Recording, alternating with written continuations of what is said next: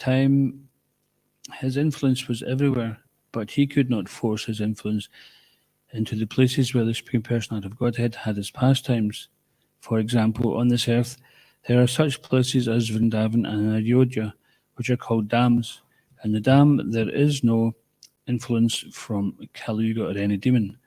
If one takes shelter of such a dam, worship of the Lord becomes very easy, and resultant spiritual advancement quickly takes place. In fact, in India, one may still go to Vrindavan and similar places to achieve the results of spiritual activities quickly.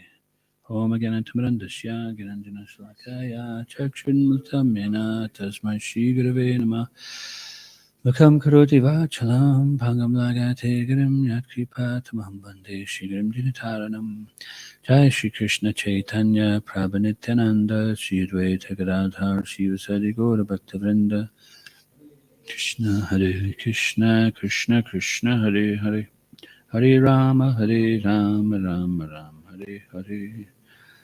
Translation again. Let us offer respectful obeisances unto that direction where the Supreme Personality of Godhead is situated, where those purified souls in a renounced order of life, the great saintly persons, go, and from which, having gone, they never return. Without sleep, fully controlling their minds and living on only their breath, the predominating days of the various planets began worshipping Rishikesh with this meditation.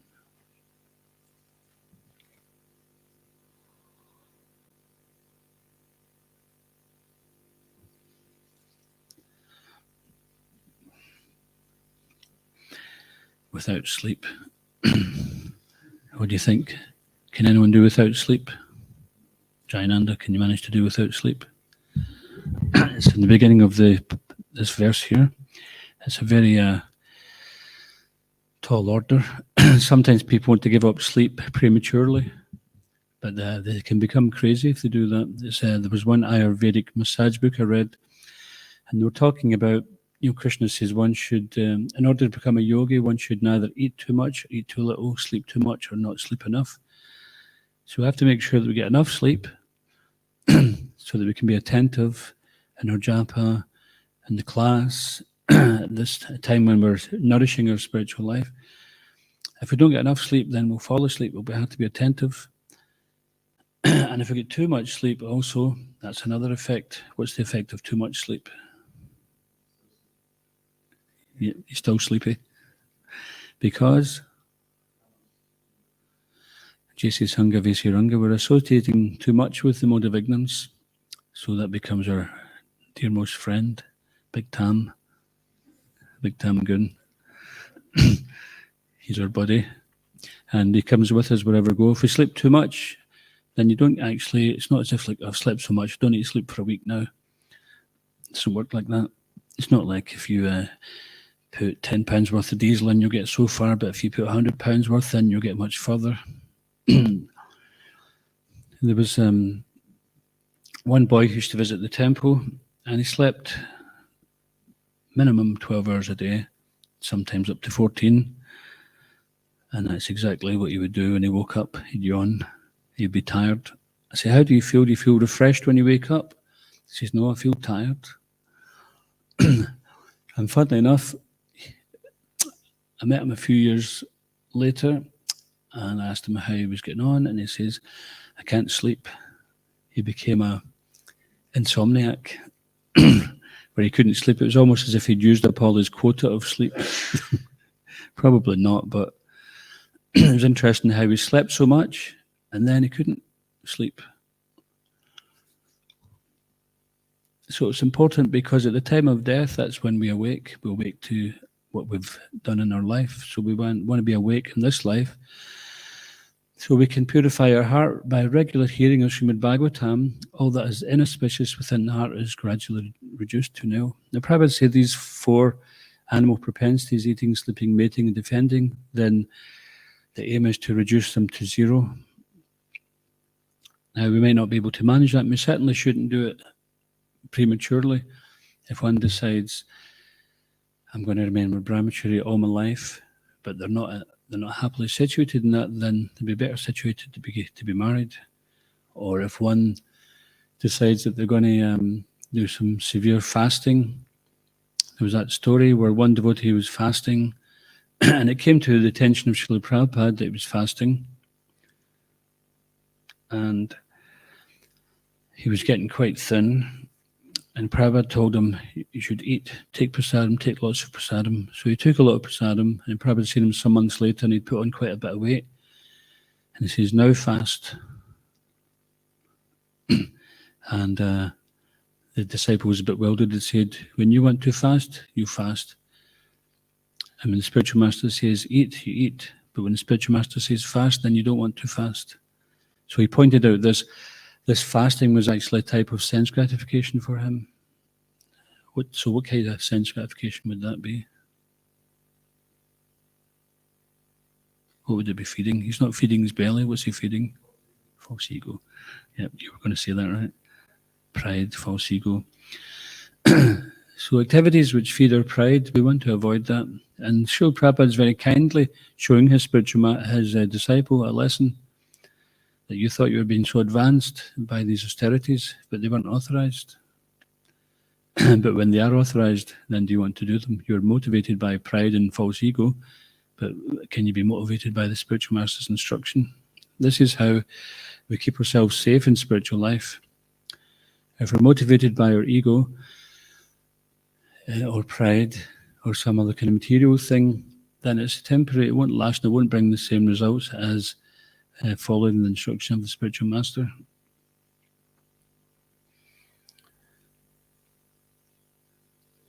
And then defending. So Prabhupada said out of all those 4 animal propensities, defending is the most difficult one to give up.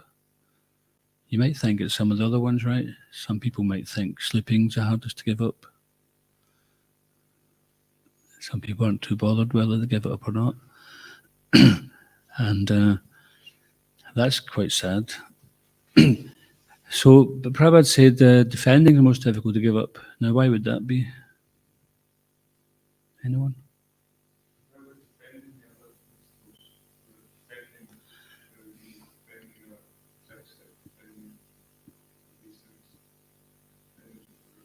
Defending our false ego, and false ego is not just like one aspect of something, that's really the heart of our material existence. Yeah, and we're defending all these other things as well. And so that's difficult to give up. And therefore, Lord Chaitanya describes that we should chant the holy name in a humble state of mind, thinking ourselves low and straw on the street. Shishi Kodanitai Mai Pashashiki.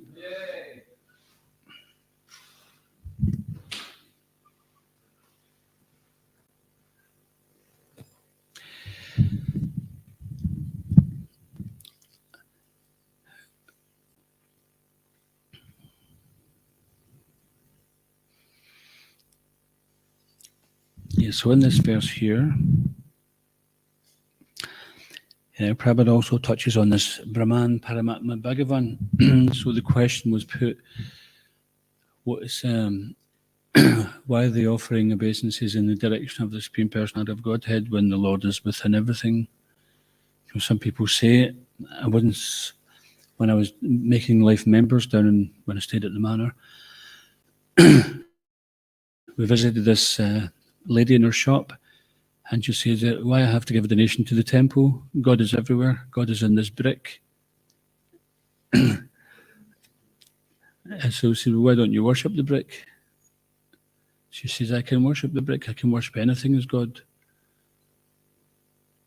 So this is, I think, just like Krishna says, I'm within everything, but yet I'm outside of everything. Today, Jati, Tanai Jati, Tajuri, Tanvantaki, Tadantarasya Sarvasya, Tadu Sarvasya Bhayata. Supreme Lord walks and does not walk. He's within everything, and yet he's outside everything. So, this is Achintya Beda Beda Tattva. And Lord Chaitanya demonstrated this. At one time, he was sitting on, if I remember rightly, he was sitting amongst some broken pots, and he started eating the clay. And Mother Sachi came and chastised him, saying, why are you eating this mud? You shouldn't eat mud. And he said, well, what's the difference? The mud transforms into the flowers or the plants, and then it gives us food. So just eat the mud. Same thing. So she started preaching to him Achinti Beda Beda Tattva, simultaneously one and different. It's the same, but it's not. It's different. So if this person has said you can worship a brick because God is in everything, that's all one, say, okay, instead of eating aloo gobi sabji, potato and cauliflower, then eat gravel brick sabji. What's the difference? Go on, prove your point. So this impersonalistic philosophy, it sounds very good, until it comes to practical application.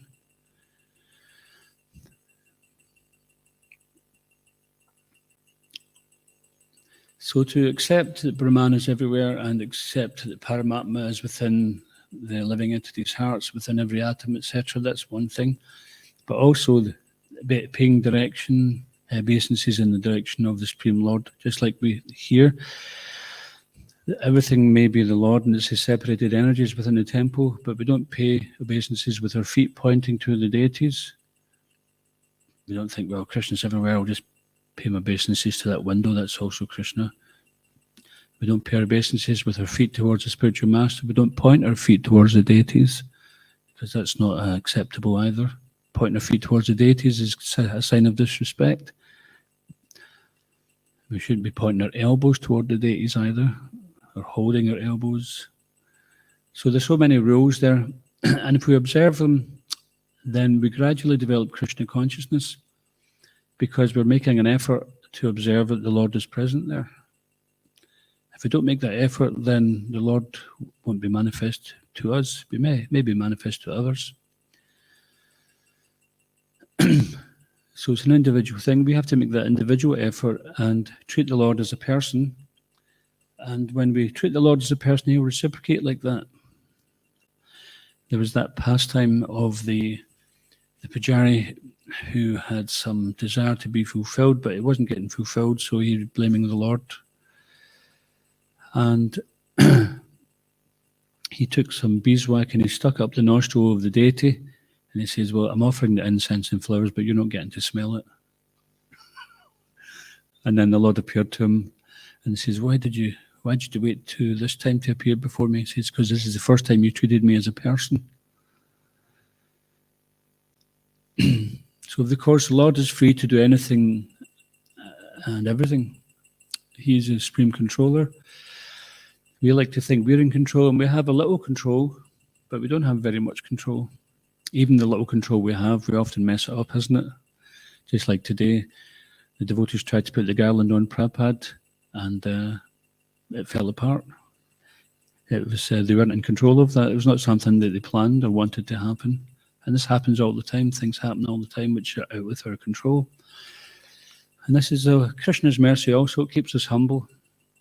I remember Ma at Kusum Sova was explaining to me one thing which was keeping her humble. She said, when the ladies are doing their service and the sari keeps slipping from their head, they have to keep covering it. And this is so they don't get proud of doing their service. It's Krishna's mercy. So this is how she's seen it. That she wasn't allowed to become proud because she had to keep on fixing her sari. So sometimes some obstacle gets in the way, and that can be Krishna's mercy, so they don't become proud, thinking ourselves to be the doer. Because if we think ourselves to be the doer, we forget Krishna. We forget Krishna is actually in control, and he is allowing or not allowing things to go on.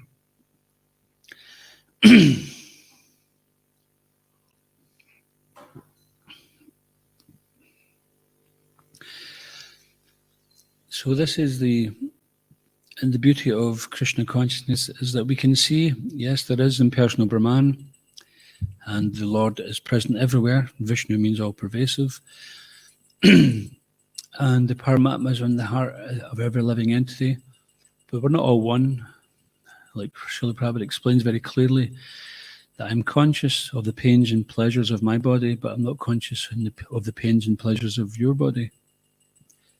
and you're conscious of your pains and pleasures, but you're not conscious of mine. Sometimes we can be empathic, or whatever you want to call it. We can sympathetic as well, but we actually don't physically, if like Jayananda, if you're, today if I ask you to drive in some nails and you hit your thumb, it's not that Pancha's going to feel it on his thumb, is he? Are you there? Haribol. I was just saying, Jayananda, if today you're given a service to hammer in a nail and you hit yourself on the thumb, then you're going to feel that pain, aren't you? But is Pancha going to feel it? Because we're all conscious of pains and pleasures in their own body. So we're not all one. That's the fact of the matter. If we were all one, then when one person got liberated, everybody would get liberated. It's such an impractical thing. But because, as Srila Prabhupada says, they're very expert in word jugglery, then sometimes the devotees get a little bit frightened. Oh, they're so good at juggling the words. But we just stick to the point. They're very slippery as well, but you just stick to the point. Never was a time when I did not exist, nor you, nor all these kings. Now, if they don't accept Bhagavad Gita, then we just pop over to the Ishopanishad. Hiranmayena patrena satyasyapetam mukam tattvam prushnapavrinnu satyadharmaya drishtaye. O my Lord, sustainer of all that lives, your real face is covered by your dazzling effulgence. Kindly remove that covering and exhibit yourself to your pure devotee. So Hiranmayena, his golden glow. So the devotee is asking for that to be removed. And this is Srila Vyasadeva. And of course, for the followers of Mayavadi, then who's their favourite acharya? All right, and what did he say? He said a couple of things about this.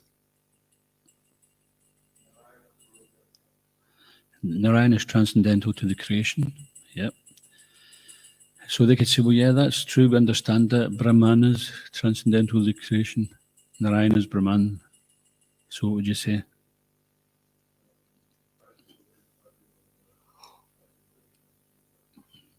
Mudhamate. Yeah. So when Shankaracharya was leaving this world, he instructed his followers, Bhaja Govinda, worship Govinda. And he said it 3 times. So that means there should be no argument about it. Bhaja Govinda, Bhaja Govinda, Bhaja Govinda, Mudhamate. Mudha means fool. Your word jugglery will not save you at the time of death. That's what he said. And before he also appeared as Sankaracharya, he's actually as Lord Shiva. He spoke to Parvati and he said, in Kali Yuga, I will appear in the guise of a Brahmin to preach covered atheism. Why atheism? Because it doesn't accept the personality of Godhead. In fact, Krishnadas Kaviraj says that if one doesn't accept Lord Chaitanya Mahaprabhu as the Supreme Personality of Godhead, then they're an atheist.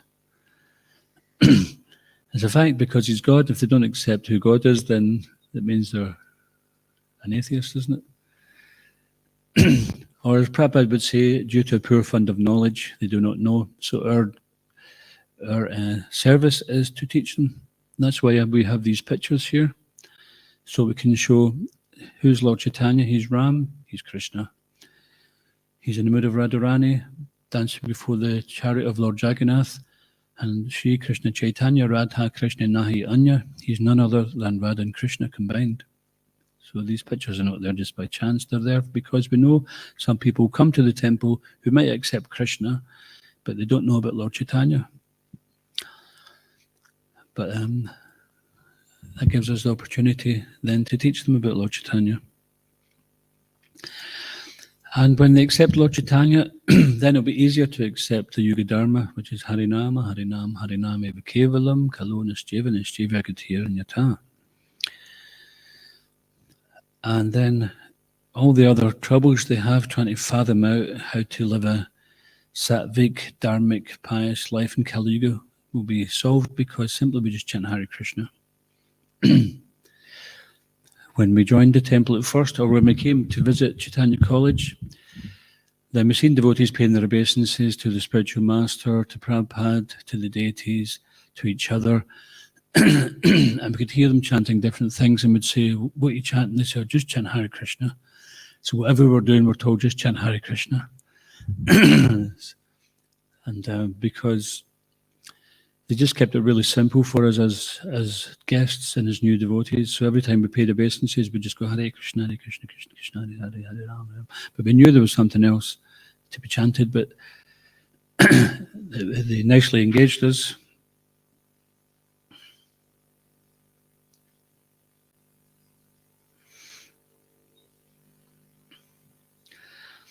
So these words here, Prabhupada mentions in Parvatasya, Kastayai, are very significant.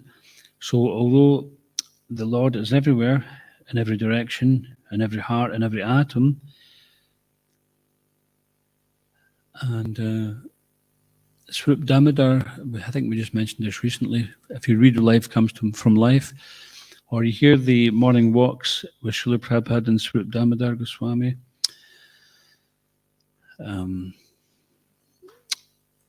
then back to Swarup Damodar Goswami, asked Srila Prabhupada the question, because he's a PhD scientist, and says, Prabhupada, the bodies are all composed of the same elements, the same atoms, so why is one person attracted to another? And he said, Prabhupada replied, because we want it. And so because we want that illusion, then that illusion is there. As long as we want the illusion of this material world having some kind of reality, that this body is some kind of reality, then that illusion will be provided to us by Maya. As long as we want to consider that we are the body, then Maya will provide that illusion. As long as we want that illusion that someone else is the body and we're attracted to that person, Maya will provide that illusion. But as time goes on and then we become older, then quite often we're not so happy with that illusion. Think, oh, I wish this illusion could stay younger. Or the person we become attached to, they get old and sick and maybe die. And then you were distraught by that. Or we want something and something gets in the way of it and we become disturbed. But what it was is simply a desire, which was a concoction of the mind. It's explained in the first canto, it's a will-o'-the-wisp. Or just like you have in these boggy areas in the marshes, they have certain gases that arise and it looks like some kind of ethereal being sometimes. And so many folk tales are made out of these things. Probably some drunk guy coming home from the pub and seeing some natural phenomenon, considered it was some kind of being or something. But if you go chasing after that in the marshes, then it's very dangerous. You could sink. So similarly, we go chasing after the illusion, the will-o'-the-wisp, or the mirage. Sometimes if one's stranded at sea, they see land, and then they get there and it wasn't land. Or if in their desert, they see water, and they get there and it wasn't water, it was just some trick. So this is what we're faced with every day, to try to rise above this illusion and situate ourselves in truth, the truth of Krishna consciousness, that everything which is before us now is going to pass away in due course. Just like in South America, they had these, they discovered by using some kind of technology, some X-ray cameras from airplanes and helicopters, they discovered there was huge big cities which were previously built by the Incas, Aztecs, or whoever it was. And but if you look at it with your eyes, without these like X-ray cameras, then you would just see big forests with a couple of little bits of ruins here and there. But actually, it turns out there was vast cities. So who's to say also that won't be the same with all the cities which we and this whole world which we identify with? And Prabhupada said that too. He was sitting on the rooftop of the New York temple. And typically the devotees would bring prominent personalities to speak with Srila Prabhupada. Sometimes they'd be religious leaders, or sometimes they'd be scholars or scientists. And on this one occasion, there were some scholars and scientists who weren't actually believers in God. So after Prabhupada gave some talk, then these scientists says, well, actually, we don't believe in God. And Prabhupada just started laughing. He says, you may not believe in God, but that does not mean he does not exist. He says, but for you, God will come as death and take everything away. And then he pointed, this whole place will be gone in due course. So we're sitting on top of a skyscraper building, surrounded by skyscrapers and motor cars. But in some point in the future, it'll all just be fields again. Fields and trees. It'll all just go back. It's just like children playing on the beach with sandcastles. And the tide is coming in. It's inevitable. So the tide is coming in, and the devotees are the ones who are waking up to this. So we should utilize our time and developing our Krishna consciousness and trying to give that to others, because the tide's coming in for everybody. And we want to give them some benefit. It's not that we're the ones who are giving the benefit, but we're in a position to serve the Lord's mission by passing on the benefit, just like a mailman, a postie. And we get the benefit of that for delivering these letters, these transcendental literatures, the holy names, the prasadam. So we'll just stop there if anyone's got any questions.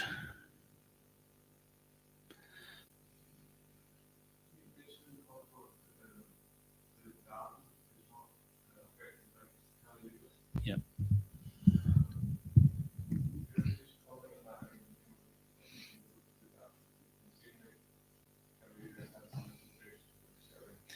Yeah, it's true.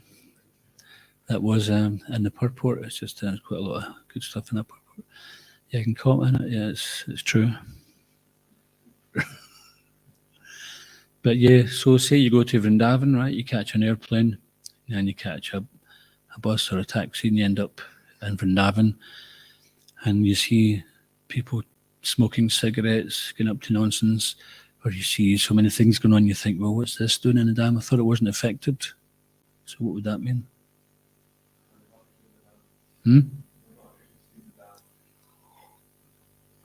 Yeah, we're just seeing some material covering it, apparently temporarily imposing itself on the dam, but the dam is still there. So just as we have the 10 offences against the holy name, we also have the 10 offences against the holy dam. And they're quite similar. So the spiritual master, he is the revealer of the dam. And he reveals the dam by purifying our heart, so that wherever we are is in Vrindavan, but especially when we go to Sri Vrindavan Dam, then we will see past these tall buildings and whatever so-called material development is there. And we go to the places where the Lord had his pastimes, and we can absorb in that atmosphere, we can absorb in that mood. So I remember one time Shiv Ram Swami visited Krishna Bhavan, and he had just completed Navaraja Mahima, a set of books. And usually if a devotee is touring and promoting their book, then they will talk about the book, what it's about, etc. But he didn't.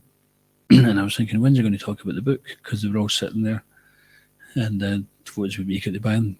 But he just talked about Krishna, and he changed the atmosphere, so it became really like Vrindavan. And I thought, wow, he didn't talk about the book, he brought the spirit into the place. And at the end he says, Krishna Bhavan can also be the holy dam if you want it to be. So in the spiritual world, then everybody's working together to serve Krishna. And everybody's enthusiastic because they've been given some service, just like every day we're praying at Tulsi Puja, grant me the privilege of devotional service. So it's a privilege. And if we take it as a privilege, then we can appreciate it. And in the spiritual world, there's a hierarchy, because just like we have to understand how to serve, the spiritual master is teaching us how to serve Krishna. I'm just reading recently in the third volume of Chasing Rhinos with the Swami that Prabhupada was in Amsterdam, and the devotees they were supposed to be installing Jagannath Baladev Subhadra there, but the place was such a mess and it was such chaotic that Prabhupada scolded them, even in front of the reporters. He says, I cannot invite the Lord of the Universe to this.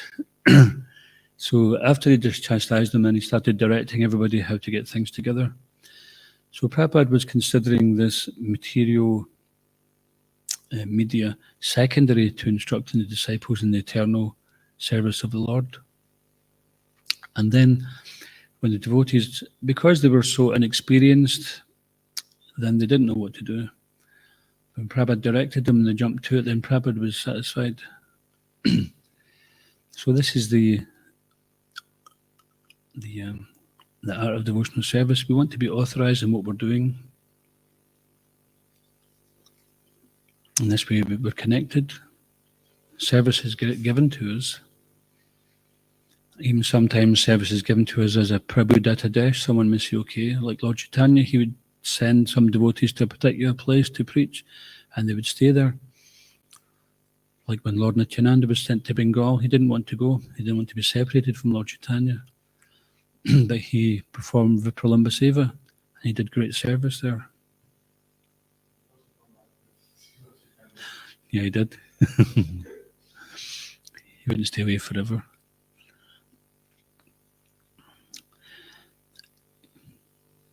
Yeah, so when we go to the dam, it's like they used to say, there was one devotee, I think his name was Vishal.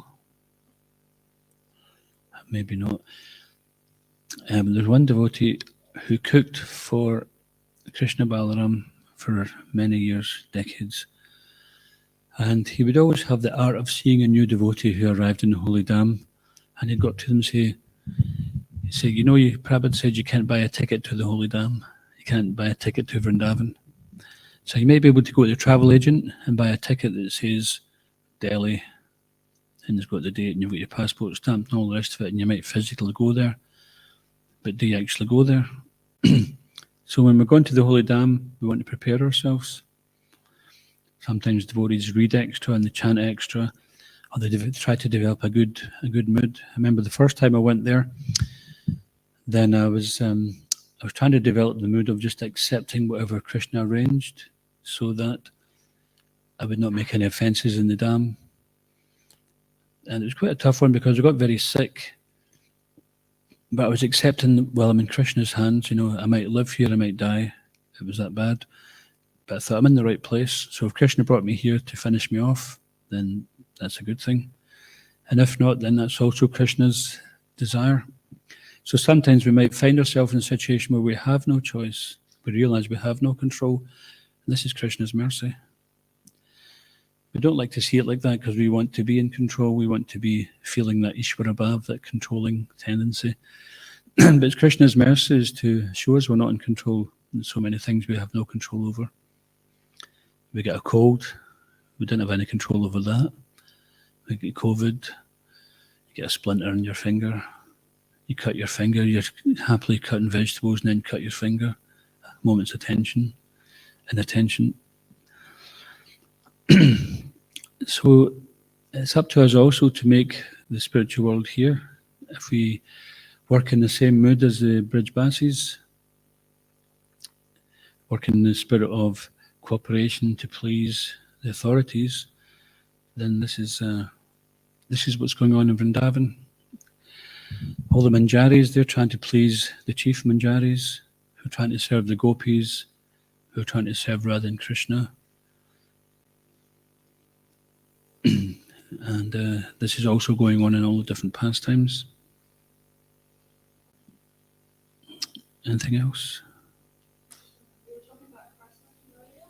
About what? And personalism. And I was wondering, like, I'm from the material, how can we might have a lot of these personalistic tendencies. So how can we protect ourselves from them and also protect them from seeking into our baptism? So by chanting Hare Krishna, by reading Prabhupada's books, when you read Prabhupada's books, he convinces us of the various kind of illusions or misconceptions. You know, he breaks those misconceptions. and of the ones which we're aware of, but even sometimes there's philosophies and misconceptions we didn't know we had by regularly hearing discussions of Srimad Bhagavatam. Yeah, and by the practice of devotional service, because it's a personal thing, we're not serving an in-person, serving person. But this is a good question, because the devotees asked Prabhupada, "Sure, Prabhupada, you're often preaching against the impersonalists, the Mayavadis, but we don't see any Mayavadis in the West." And he said, "Where are they?" He says, "You are them." He says, "It's you." And it's a fact, because even the concept of God which we have in the West is born from impersonal conception. When the early Christian philosophers were trying to decide what was the concept of God, I think it was someone called Origen, is that right? He was one of the chief guys, and as far as I remember rightly, then basically they accept that there's some supreme God, but the whole thing is basically impersonalistic.